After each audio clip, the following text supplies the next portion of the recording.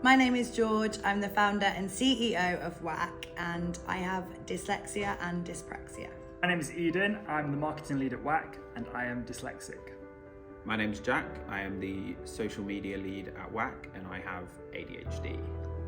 The biggest daily challenge I have living with dyslexia and dyspraxia is second guessing myself all the time. Is having to constantly work that little bit harder to get to the same place as other people. The thing I love most about being dyslexic is people constantly underestimating you and being able to prove them wrong. The biggest challenge with living with ADHD daily is staying organised. My brain seems to have two speeds, which is 0 miles an hour or 100 miles an hour. To be honest, I don't really love anything about having ADHD. It can be quite frustrating, quite stressful, constantly feeling as though you're making mistakes or making mistakes just because your brain works slightly differently to others. So the one thing I really wish that people understood is that every case is different, and if you're struggling with something or you have challenges, that it can completely vary to the next person. It's a really broad spectrum. This standard work environment is designed to suit neurotypical people, and just because someone with ADHD struggles to fit that framework, that doesn't mean that they're lazy or difficult. It took me ages and ages and ages to actually even learn to read. And I used to get really stressed out about punctuation, commas, and actually how to use them. They didn't make any sense to me in my brain.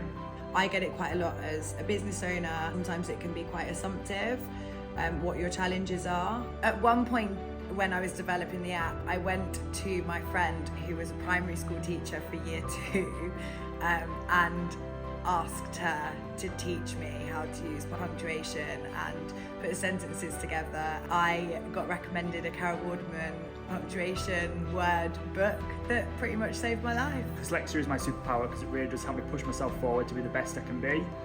I have been able to do it because I've forced myself to learn and develop. And yes, I can put an app together, and yes, I can write sentences, but that doesn't mean I've done it easily or I don't have dyslexia. I was referred to the NHS 2.5 years ago for a ADHD diagnosis, and although I have been professionally diagnosed by an ADHD specialist therapist, I am still waiting for a medical diagnosis.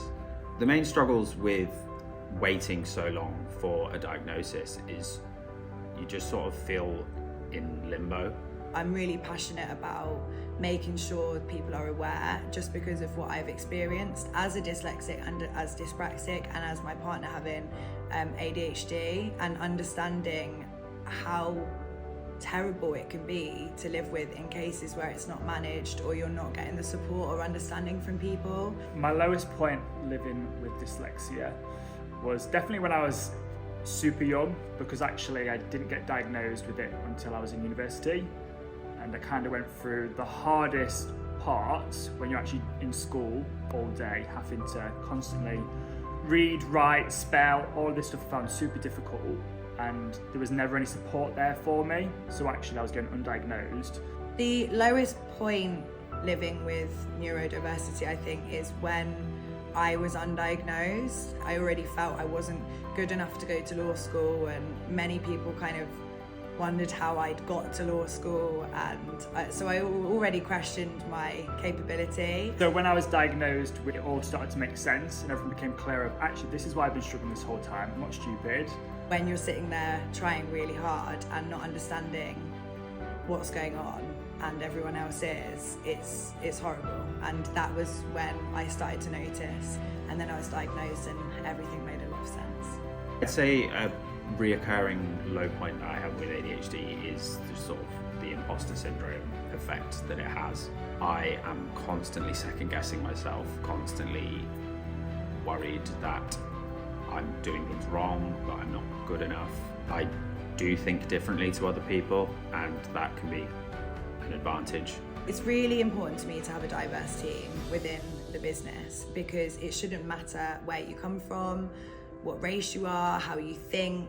It's about coming together as a team with fresh ideas and working on a business that's helping the everyday person, and having a true representation within the workplace is exactly what we need to build and grow a business that helps society. I would love for our workforce to represent every single type of individual. Until I am medically diagnosed, there isn't anything I can do about it beyond try to remember to write things down, try to use a diary, try to set alarms so you don't forget things. Like, it takes a lot of self-motivation to do all of these things, and sometimes they can feel incredibly overwhelming. One of the biggest frustrations that I have with my ADHD is knowing how important it is for me to stick to routine and to stay organized, but at the same time how stifling and frustrating that routine and organization can feel a lot of the time.